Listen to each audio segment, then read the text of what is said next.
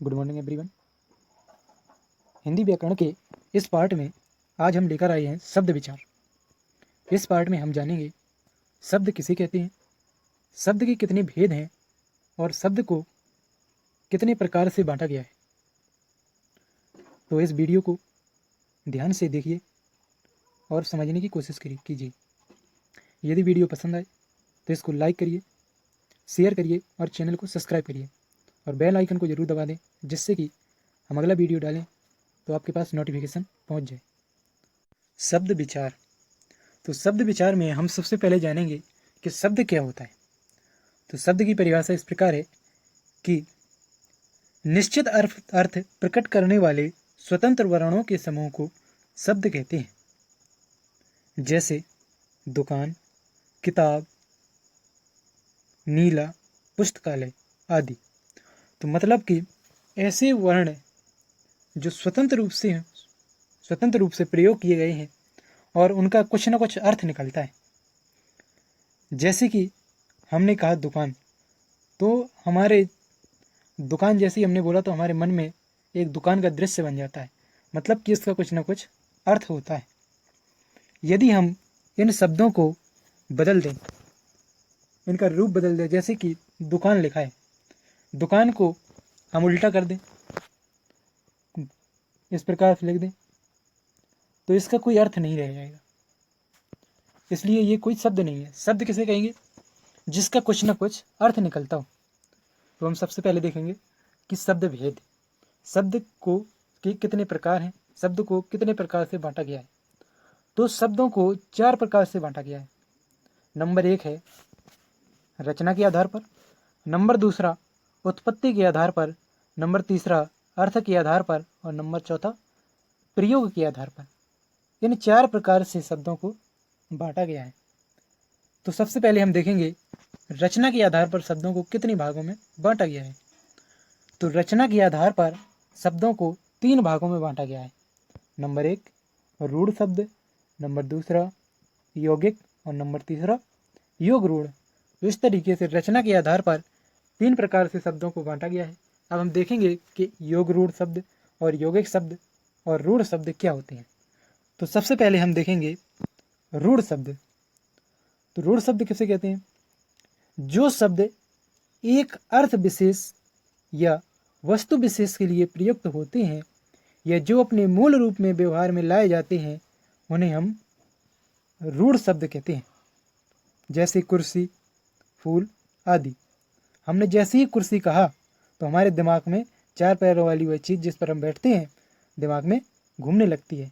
तो मतलब कि जिनका एक अर्थ होता है, कुर्सी बोला तो कुर्सी मतलब कुर्सी, तो जिनका एक अर्थ होता है उन्हें हम क्या कहते हैं? योग रूढ़ शब्द कहते हैं। अगला है यौगिक शब्द। यौगिक किसे कहते हैं? तो यौगिक जो शब्द 2 या 2 से अधिक शब्दों की मेल से बना होते हैं। मतलब कि ऐसे शब्द जो दो या दो से अधिक शब्दों के मेल से बनते हैं या बने होते हैं, उन्हें हम क्या कहते हैं? यौगिक शब्द कहते हैं। जैसे हिमालय, हिमधन, आलय। तो हम इसे क्या कहेंगे? ये हिम और आलय 2 शब्द से, हिम मतलब बर्फ और आलय मतलब घर। तो हिमालय जो है वो कैसा शब्द है? यौगिक शब्द है, क्योंकि ये 2 अर्थों से, 2 शब्दों के योग से मिलकर बना है। इसी प्रकार से हम देखें जैसे प्रधानमंत्री, तो प्रधान और प्लस मंत्री बराबर प्रधानमंत्री। तो 2 शब्दों से जो शब्द मिलकर बनते हैं उन्हें हम यौगिक शब्द कहते हैं। अगला है योग रूढ़। तो योग रूढ़ शब्द क्या होते हैं? तो योग रूढ़ होते हैं कि जो शब्द 2 शब्दों के मेल से बने होते हैं परंतु किसी अन्य अर्थ विशेष का बोध कराते हैं। मतलब कि ये 2 या 2 से अधिक शब्दों के मेल से बने होते हैं, लेकिन ये क्या करवाते हैं? जो अन्य अर्थ विशेष का बोध कराते हैं। मतलब कि जिस प्रकार से हम देखते हैं बहुब्रीहि समास में जो तीसरे की ओर इशारा करता है, उसका अर्थ जो प्रधान जो होता है उसमें तीसरा कोई होता है, इसी प्रकार से इसमें भी होता है। तो इसमें हम देखेंगे कि जैसे कि हमने उदाहरण में देखा कि चारपाई, तो चारपाई अर्थात चार पाए हैं जिसके, तो यहाँ हमने चारपाई का अर्थ खाट से है। जब हम यहाँ पर चारपाई शब्द बोलते हैं तो हमारे दिमाग में चार पैरों वाली खाट नजर आ जाती है। तो मतलब ये है कि इसमें दोनों पद प्रधान ना होकर किसी कोई तीसरा अर्थ प्रधान होता है। जैसे कि हमने कहा पंकज, तो पंकज का अर्थ होता है पंख में जन्म लेने वाला। तो पंकज किसे कहते हैं? कमल को पंकज कहते हैं। तो यहाँ पर पंकज का जो अर्थ हो जाए, पंकज जो शब्द हो जाएगा वो योग रूढ़ शब्द हो जाएगा। इसी प्रकार से जितने भी जो बहुब्रीहि समास के अंतर्गत शब्द आते हैं वो सभी शब्द योग रूढ़ शब्द कहलाते हैं। तो अगला देखेंगे, अगला है तो ये हमने अभी देखा कि रचना के आधार पर शब्दों को 3 प्रकार से बांटा गया था। अब अगले नंबर है कि उत्पत्ति के आधार पर शब्दों को कितने भागों में बांटा गया है।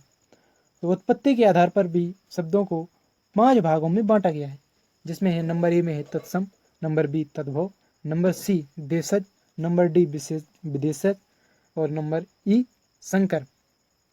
तो हम देखेंगे कि संकर शब्द के ये तद्भव तत्सम, इन सबको हम जानेंगे कि ये क्या होते हैं। तो सबसे पहले हम देखेंगे तत्सम शब्द। तो तत्सम क्या होते हैं कि संस्कृत भाषा के वे शब्द जो हिंदी में ज्यों के त्यों प्रयुक्त होते हैं तत्सम शब्द कहलाते हैं। तत्सम शब्द का शाब्दिक अर्थ है उसके समान। किसके समान?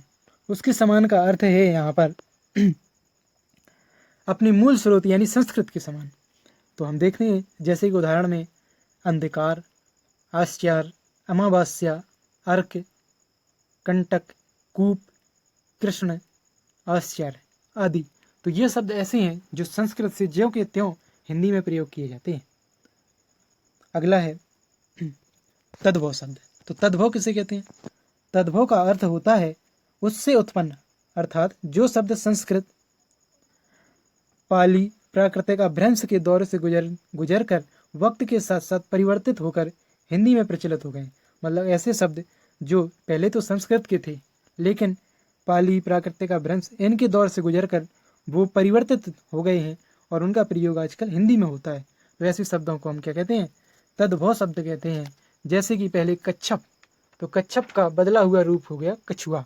इसी प्रकार से कुकर, कुकर एक तद्भव शब्द तत्सम शब्द है जिसका तद्भव हो जाएगा कुत्ता। तो इस तरीके से जो शब्द संस्कृत से बदले हुए रूप में हिंदी में प्रयोग किए जाते हैं वो तद्भव शब्द कहलाते हैं। इसी प्रकार से अगला है देशज शब्द। तो देशज क्या होते हैं? ऐसे शब्द जो किसी स्थान विशेष पर ही बोले जाते हैं वो शब्द देशज शब्द कहलाते हैं। जैसे कि हमने देखा गड़बड़, टन टन, साए साए, झंझट, लोटा, पगड़ी, थैला आदि शब्द, ये शब्द कैसे हैं? देशज हैं। मतलब ये है कि देशज शब्द ऐसे हैं जो केवल किसी स्थान विशेष, जैसे ये शब्द जो हैं ये सब हमारे भारत में ही बोले जाते हैं, इसके अलावा कोई जो अन्य देश है वहाँ पर ये शब्द नहीं बोले जाते हैं, इसलिए ये शब्द कैसे हैं? देशज हैं। ये हमारे देश के ही शब्द हैं। अगला है जो वो है विदेशज या विदेशी शब्द। तो विदेशज शब्द क्या होते हैं? ऐसे शब्द जो किसी स्थान विशेष विदेशज शब्द वो होते हैं ये ऐसे शब्द जो विदेशी हैं लेकिन हिंदी भाषा में इस तरह प्रयुक्त हो गए हैं कि उनका हिंदी से पृथक अस्तित्व दिखाई नहीं देता। जैसे अंग्रेजी, अरबी, फारसी, तुर्की तथा पुर्तगाली भाषा के शब्द जो आजकल हिंदी में प्रयोग किए जाते हैं। मतलब कि ऐसा लगता है कि ये शब्द आजकल जितना प्रयोग होने लगे हैं ऐसा लगता है जैसे ये शब्द किसके हिंदी के ही हों। जैसे कि अंग्रेजी के हमारे हिंदी में प्रयोग किए जाने वाले जो कुछ शब्द हैं, बहुत सारे शब्द हैं। जैसे कि फारसी शब्दों की संख्या हमारे हिंदी में लगभग 3500 है। इसी प्रकार से अरबी शब्दों की लगभग संख्या 2500 और अंग्रेजी शब्दों की लगभग संख्या 3000 है जो हमारे हिंदी में शब्दों को प्रयोग किया जाता है। तो हम देखेंगे अंग्रेजी के कुछ शब्द इसमें दिए हुए हैं, जैसे कि guard, office, station, money order, post card, parcel, ticket, brake, scooter, motor, train,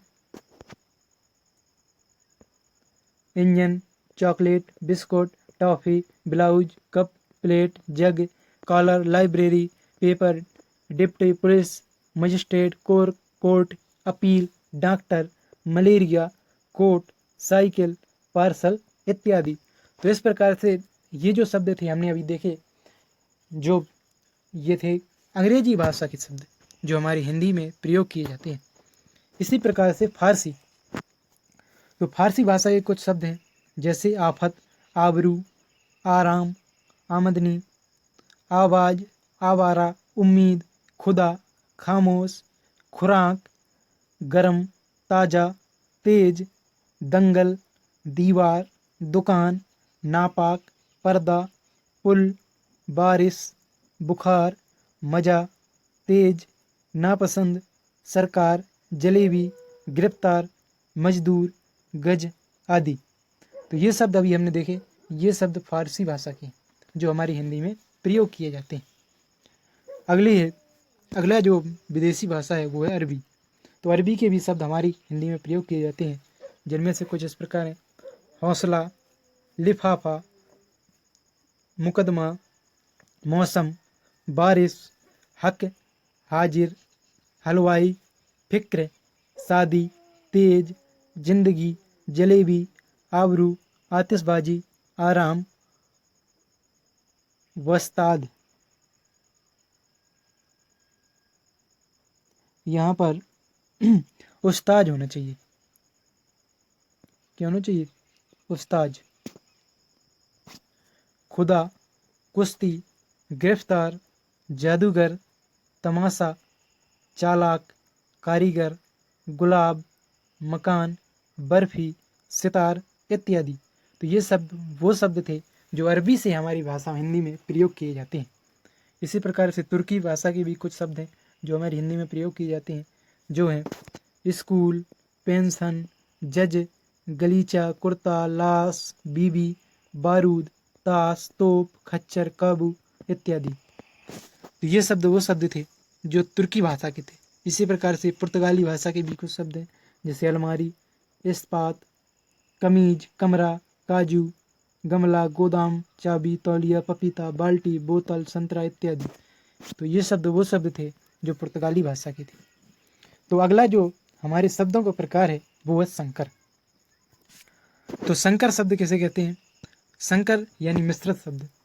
तो वे शब्द जो दो भाषाओं के शब्दों से मिलकर बने होते हैं, जैसे कि छायादार,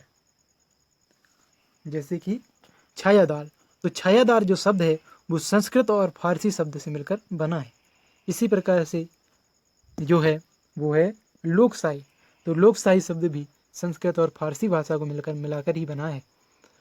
अगला है खरीदना। तो जो खरीदना शब्द है वो फारसी और हिंदी भाषा का है। किसका है ये? खरीदना किसका है? फारसी और हिंदी भाषा से मिलकर बना है। अगला है जेब कतरा। तो जेब कतरा भी फारसी और हिंदी का, पहले फारसी और लास्ट का हिंदी। जेब और कतरा, जेब जो है वो फारसी है और कतरा हिंदी का है। तो हिंदी, फारसी और हिंदी को मिलाकर जेब कतरा शब्द बना है। इसी प्रकार से अगला है अखबार वाला। तो अखबार वाला जो शब्द है वो अरबी और हिंदी का है। अखबार कौन सी भाषा का शब्द है? अरबी का है, और वाला हिंदी शब्द का है। इसी प्रकार से अजायब घर और मालगाड़ी, ये भी जो शब्द है ये अरबी और हिंदी से मिलकर बना है। अगला है हमारा अक्लमंद। तो जो अक्लमंद शब्द है वो अरबी और फारसी का है। अकल जो शब्द है वो है अरबी और मंद फारसी। तो इसी प्रकार, और अगला है तहसीलदार। तो जो तहसीलदार शब्द है वो भी अरबी और फारसी का है। इसी प्रकार से हिंदी और फारसी से कुछ शब्द मिलकर बने हैं, जैसे इसमें दिया हुआ है चमकदार और थानेदार। तो ये शब्द हिंदी और फारसी के हैं। अगला है हमारा टिकट घर, रेलगाड़ी, डाकघर। टिकट घर, रेलगाड़ी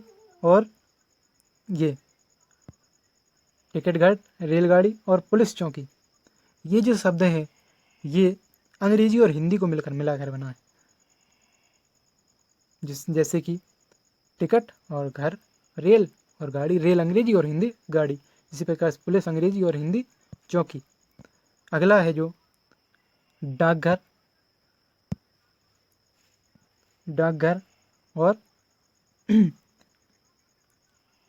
जो डाकघर है वो भी कौन सी भाषा का है? इसी का है। डाक इंग्लिश और घर हिंदी, तो अंग्रेजी और हिंदी को मिलाकर डाकघर बना है। अगला जो शब्द है वो है कपड़ा मिल, कपड़ा मिल और जांच कमीशन।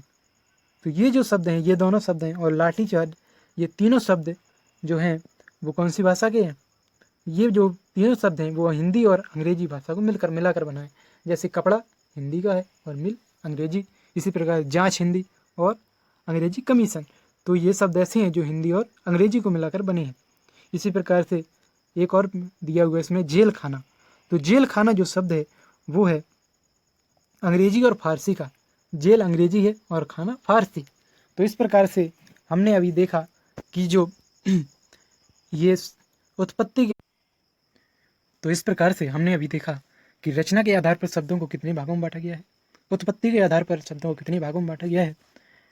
इस वीडियो के अगले पार्ट में हम लेकर आएंगे कि अर्थ के आधार पर शब्दों को कितने भागों में बांटा गया है और विकार के आधार पर शब्दों को कितने भागों में बांटा गया है, विकार या प्रयोग के आधार पर। तो जो प्रयोग के आधार पर शब्द हैं उनमें संज्ञा, सर्वनाम, विशेषण, क्रिया, ये विकारी शब्द के अंतर्गत आएंगे, और जो अविकारी शब्द हैं उसके अंतर्गत निपात, क्रिया विशेषण, संबंध बोधक,